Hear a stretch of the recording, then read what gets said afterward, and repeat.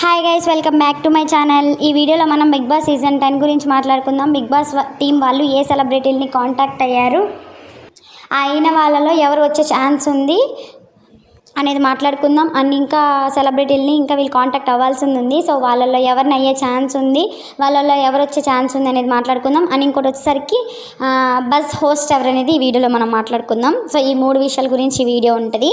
So ఎవరైనా కొత్తగా నా ఛానల్ చూస్తున్న వాళ్ళైతే సబ్స్క్రైబ్ చేసుకోండి. బిగ్ బాస్ గురించి నేను డైలీ అయితే వీడియోస్ చేస్తూ ఉంటాను. అండ్ నేను ఇప్పుడు ఈ వీడియో మొత్తం చూసినాక వీళ్ళలో ఎవరు వస్తే బాగుండనేది కింద కామెంట్ సెక్షన్లో కామెంట్ చేయండి.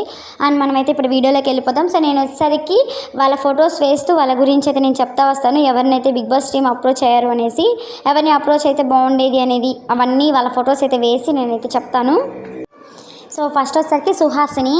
సో ఈవిడైతే లాస్ట్ 2 సీజన్స్ నుంచి సుహాసిని వస్తుంది అనేసి అయితే చాలామంది వీడియోస్లో చెప్పున్నారు. అండ్ బిగ్ బాస్ టీం కూడా ఆవిడనైతే అప్రోచ్ అయ్యారు, బట్ ఆవిడైతే రాలేదు. బట్ ఈ సీజన్లో అయితే కన్ఫామ్గా అయితే వస్తారంట. అండ్ సెకండ్ వచ్చేసరికి కావ్య. మీరు చూసారు కదా, Nikhil ex girl friend Kavya ఉన్నారు కదా, సో తను కూడా వచ్చే ఛాన్స్ ఉంది. సో వీళ్ళిద్దరిలో అయితే ఒకళ్ళు వచ్చే ఛాన్సే ఉంది.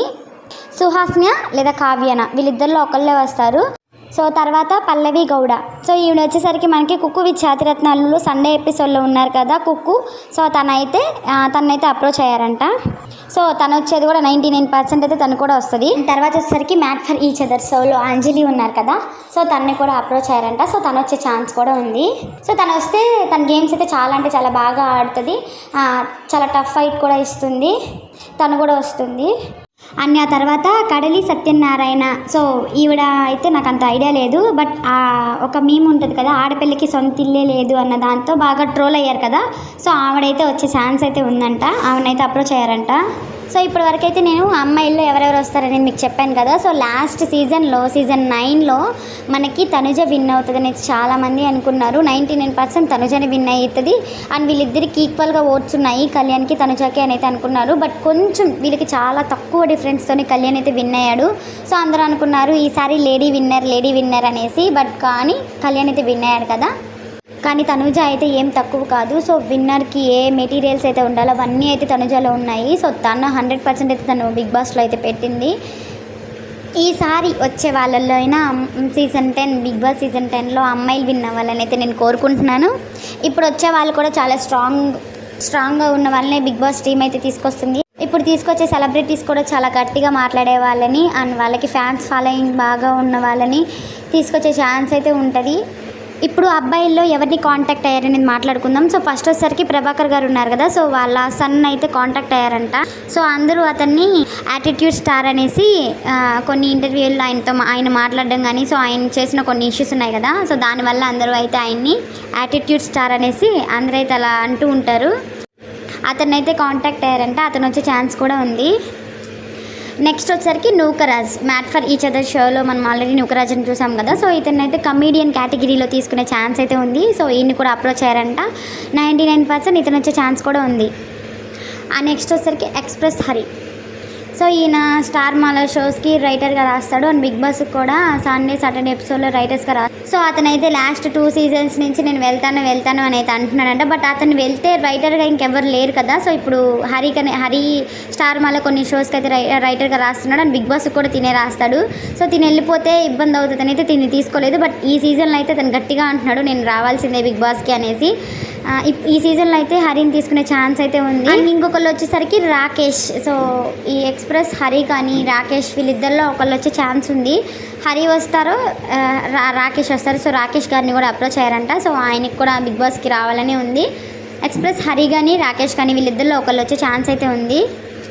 అండ్ తర్వాత వచ్చేసరికి శివ్. మనం మ్యాట్ ఫర్ ఈచ్ అదర్ షోలో చూసాం కదా, ప్రియాంక అండ్ శివ్ గురించి మనకు ఆల్రెడీ తెలుసు శివ్ గురించి.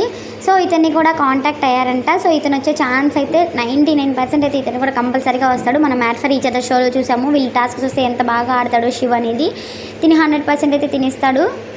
సో తిని కూడా వచ్చే ఛాన్స్ అయితే ఉంది. సో ఇప్పటి వరకు అయితే బిగ్ బాస్ టీం అనేది వీళ్ళని వరకే కాంటాక్ట్ అయ్యిందంట. సో ఇంకా ఎవరిని కాంటాక్ట్ అవ్వాలనేది మాట్లాడుకుందాము. సో ఇప్పుడు కాంటాక్ట్ అయిన వాళ్ళందరిలో వచ్చే ఛాన్స్ అయితే ఉంది. 99% వీళ్ళందరూ వచ్చే ఛాన్స్ ఉంది. ఒకళ్ళిద్దరు ఆగిపోవచ్చు కానీ మిగతా వాళ్ళందరూ అయితే కంపల్సరీగా వస్తారు.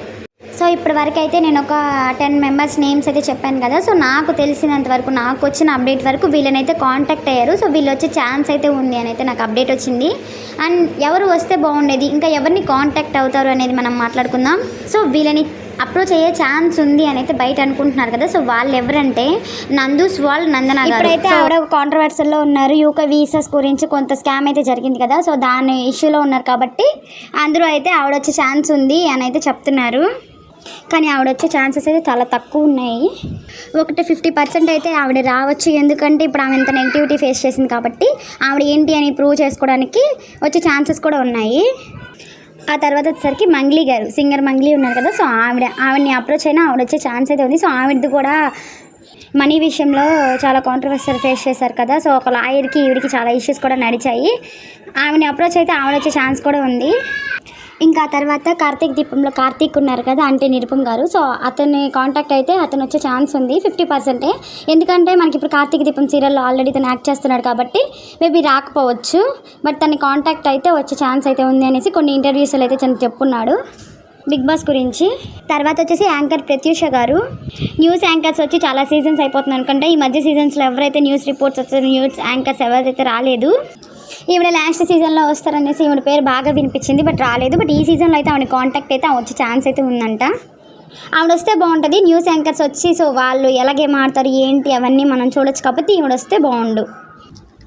తర్వాత వచ్చేసరికి జీవన్ కుమార్ గారు. సో ఈయన ఈ మధ్య అయితే చాలా బాగా కనిపిస్తున్నారు. సో ఎక్కువ ఆడియన్స్కి కనెక్ట్ అయిన వాళ్ళనే బిగ్ బాస్కి తీసుకుంటారు కాబట్టి ఈయనది ఏదో మూవీ ఉంది చెప్తాను. కీడా కోలా అనే మూవీలో చాలా హైలైట్ అయ్యారు. అండ్ తర్వాత ఆహాలో ఏదో షోలో కూడా ఇతను వచ్చున్నాడు.